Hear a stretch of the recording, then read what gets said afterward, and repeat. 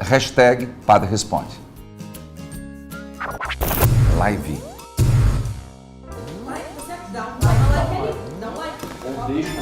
Deixa um like. Bom dia, padre. Então, a minha mãe quer saber, ali, ó, essa maravilhosa que não quer falar no vídeo, né? Ah, faz o vídeo. Eu tive que fazer, né? Tá, tô falando demais. Ok, vai pra pergunta. A pergunta é, como comemorar um aniversário no dia 2 de novembro? Sim, no dia dos finados, aniversário. Qual seria o jeito certo? Muito obrigada. Tchau.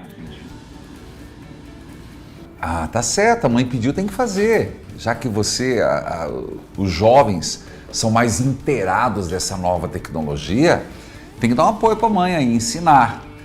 Fazer e ensinar a fazer. Mas vamos ao assunto. Eu só não entendi se é sua mãe que faz aniversário ou é você, mas não importa. Qualquer pessoa que faz aniversário dia 2 de novembro, que é dia de finados. Como você perguntou a palavra, como comemorar? Qual a maneira certa?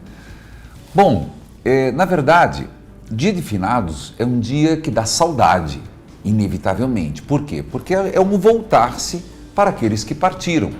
E a gente começa a se dar conta que existem muitas baixas na família, né? E quando é no ano que se perde, a dor é maior. Mas com o tempo e uma certeza que deve nos dar alegria, que é um dos frutos do Espírito Santo, a certeza da ressurreição, a certeza de que Cristo está vivo e por Ele estar vivo, nós como co-herdeiros desta graça, também não terminamos no cemitério, dá um certo fôlego na vida da gente, dá um sentido diferente, uma alegria, porque é um até breve, até breve junto de Deus. É isso que a gente espera. Então, o que é certo nesse dia? O que é de preceito é ir à missa, ir ao cemitério, mas celebrar normalmente. Quer fazer festa? Faça a festa, não é desrespeito aos falecidos, não. Eles não vão ficar sentido se nesse dia vocês fizerem uma festa de aniversário para sua mãe, vamos assim dizer. Por quê? Porque nós estamos numa alegria. É claro que nesse dia bate uma saudade, uma certa melancolia, mas é uma despedida até um reencontro. Celebre a vida, celebre todos os santos. Por isso que eu tenho criticado o Halloween, porque o Halloween é uma festa dos mortos. Então você fala de bruxa, você fala de caveira, você fala das coisas ruins da morte. Nós somos chamados a falar de uma coisa boa da morte. Deixa eu contar um caso para você. Certa vez eu encontrei um monge trapista e ele estava fazendo aniversário. E eu disse, feliz aniversário. Ele disse, realmente estou feliz. Estou completando 70 anos. Eu falei, que bom, né? A idade avançada, a lucidez. Ele não, porque a cada dia a cada ano, a cada aniversário, eu estou caminhando para a fonte plena da minha vida. Aquilo me tocou muito, esse monge trapista, e me lembra o nome, Dom Francisco. Então, celebre cada ano como um encontro mais próximo, mais perto de Deus. Inclusive essa música eu estou lançando logo, não perca, vai no Spotify e nas outras plataformas digitais, fique atento. Dezembro, janeiro, fevereiro, cada mês estou lançando uma música nova, dentre elas essa música. Valeu? Parabéns porque obedeceu a mãe, fez o que ela pediu, agora ensina ela a mexer para que ela possa conversar mais comigo nessa ferramenta, esse contato direto com os nossos queridos ouvintes e ao mesmo tempo discípulos de Jesus que somos todos nós. Valeu, hashtag Padre Responde. Eu gostaria de saber o porquê tem falando na Bíblia que nós não podemos adorar uma imagem. Eu fiquei um pouco confusa.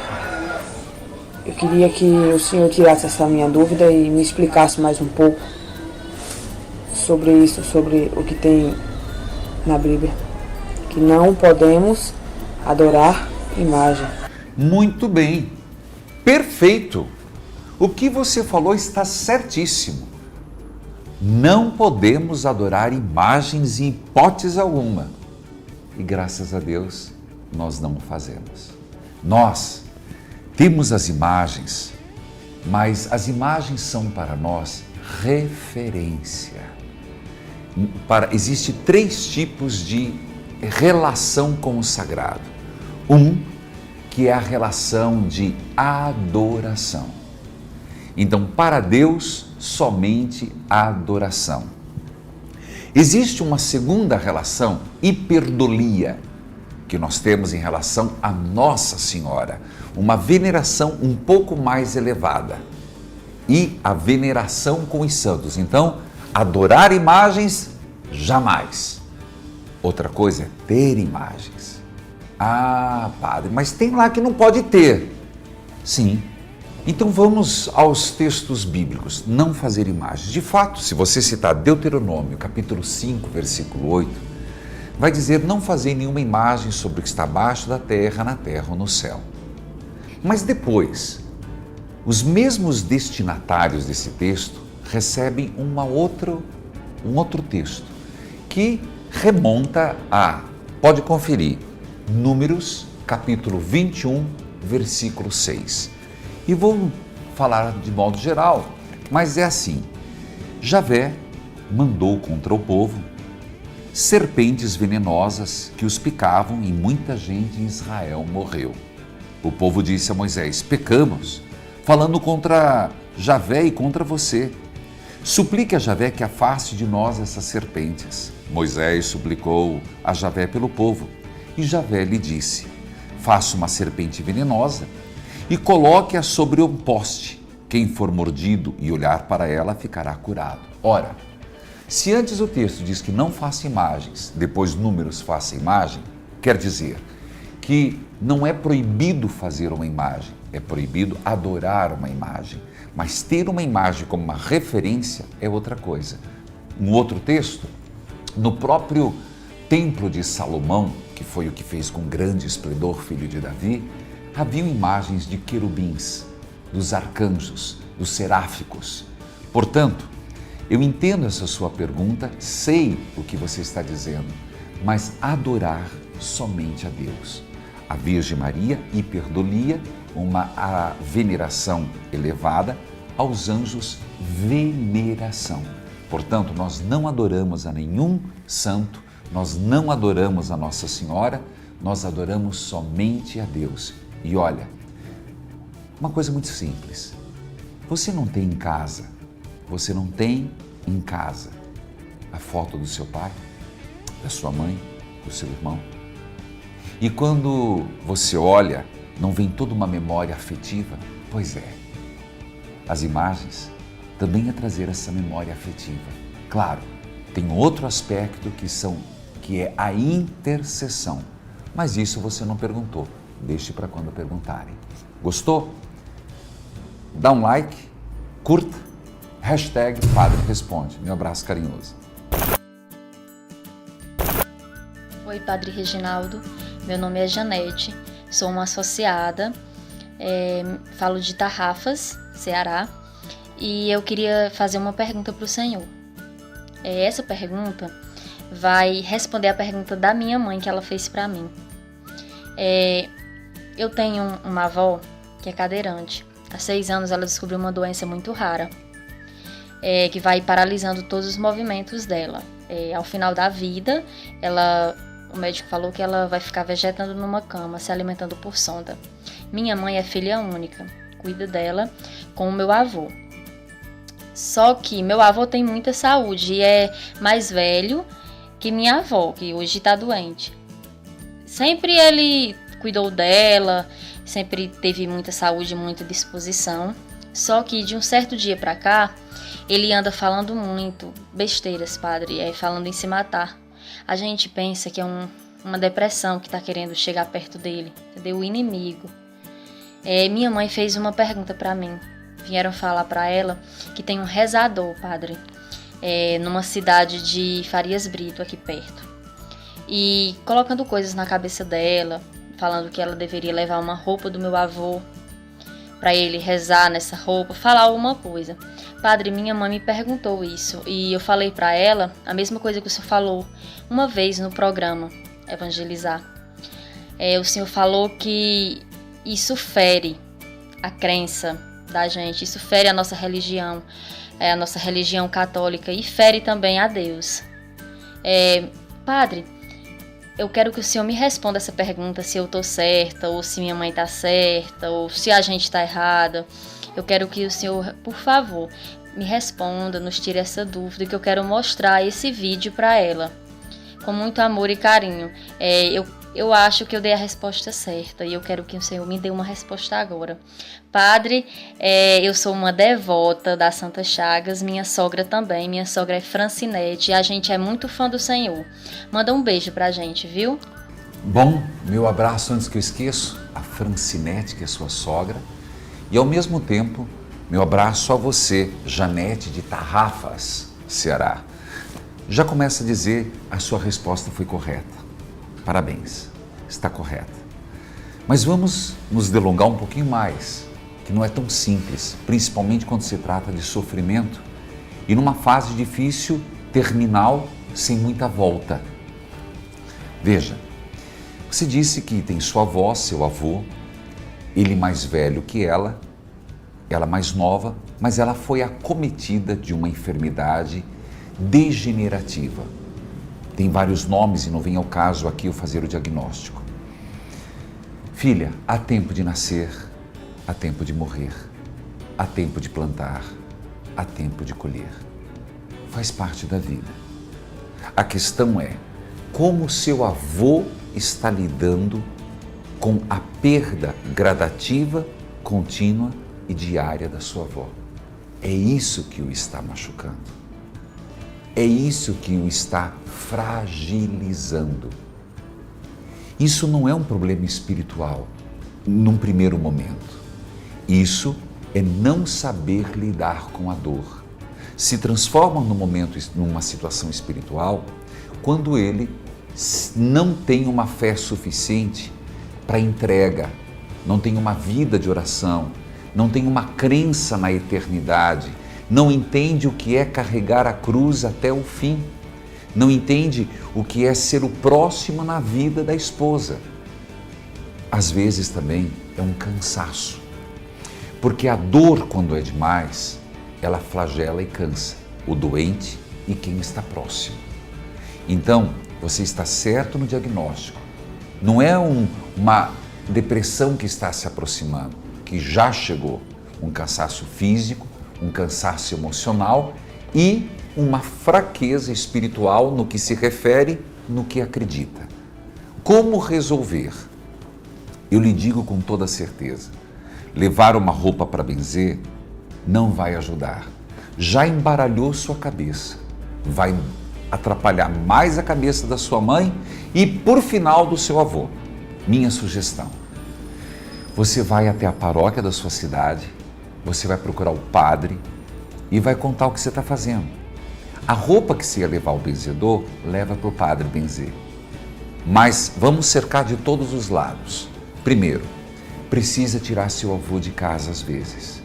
Precisa sua mãe ir lá, ou mesmo você, Janete, e dizer, vô, vai dar uma volta, vai lá ver seus amigos. Ele não pode ficar só dentro de casa, porque isso desgasta emocionalmente. E volto a dizer, não há perspectiva de melhora, porque há doenças que não têm perspectiva de melhora, é cada dia pior. Mas tem que ser respeitada essa fase final, tem que ser respeitado, porque é uma questão até de dignidade. Sabe Deus o quantas graças essa mulher terá para ela, tua avó, e para a família. E os cuidados que cercam a ela também favorecem a redenção da própria família. Então, primeiro, dar um tempo para o teu avô. Segundo, seria muito importante levá-lo ao médico para ver como ele está se alimentando, que às vezes se volta tanto para a avó que está fragilizada que ele esquece das suas necessidades, esquece de comer bem, esquece de dormir bem, e isso vai flagelando o corpo e vai enfraquecendo a alma. Terceiro, a vida espiritual. Então eu já falei do médico, seja um médico da idade dele, seja um psiquiatra, às vezes para entrar, seja com uma própria vitaminas, Mas mais, e a vida espiritual? Tem conversado com ele o próprio sentido do sacrifício? O próprio sentido do cuidar dela, do amor e os benefícios que a família corre? Segundo, refletir com ele, vô, o senhor está percebendo, a avó está piorando. Como que o senhor está lidando com isso? Se ele está falando em suicídio, ele não quer tirar a própria vida, ele quer sair do sofrimento. Às vezes ele não está aguentando a pessoa que ele ama ver-se definhando. Isso é muito doído, Janete.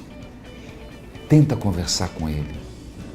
Tenta puxar ele do lado, tirar um pouco de casa e tentar ver no teu avô de qual doença realmente ele está. Ele está sofrendo, talvez, do abatimento, da melancolia, da tristeza profunda. Não olhe só para tua avó, ele está doente. E levar alguém que reza, se fosse uma pessoa autorizada por um padre, sim, porque um padre pode autorizar e até indicar pessoas que têm o dom de oração.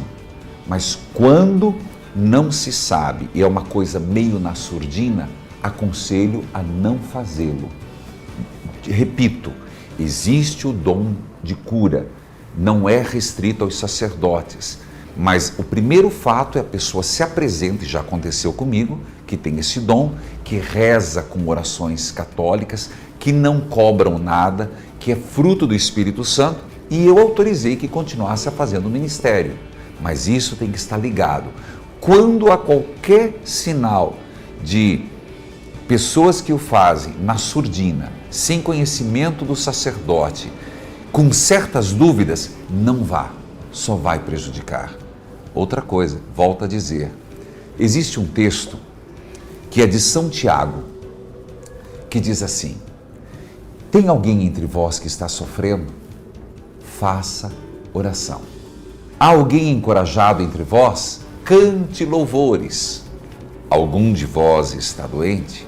Escute bem, Janete, chame o sacerdote da igreja, a fim de que este ore sobre a pessoa enferma, no caso, tua avó e teu avô, ungindo com óleo. Não é qualquer óleo, é o óleo da unção dos enfermos, que em nome do Senhor, se a oração for feita com fé, curará o doente e o Senhor levantará. E se houver cometido algum pecado, será perdoado. Você pode conferir em Tiago, capítulo 5, versículo 13. Mas minha avó não vai ser curada. Do que você quer que ela seja curada? De algo que vai contra a natureza? Ou naquilo que ela talvez mais precisa? E só ela e Deus sabe. Eu acredito em curas, sempre. Do jeito de Deus, sempre. Mas, Janete, espero ter ajudado a você. Tua resposta foi certa e espero ter ajudado e mostrado os caminhos para que você se fortaleça numa fé em Jesus Cristo e na nossa igreja. Amém.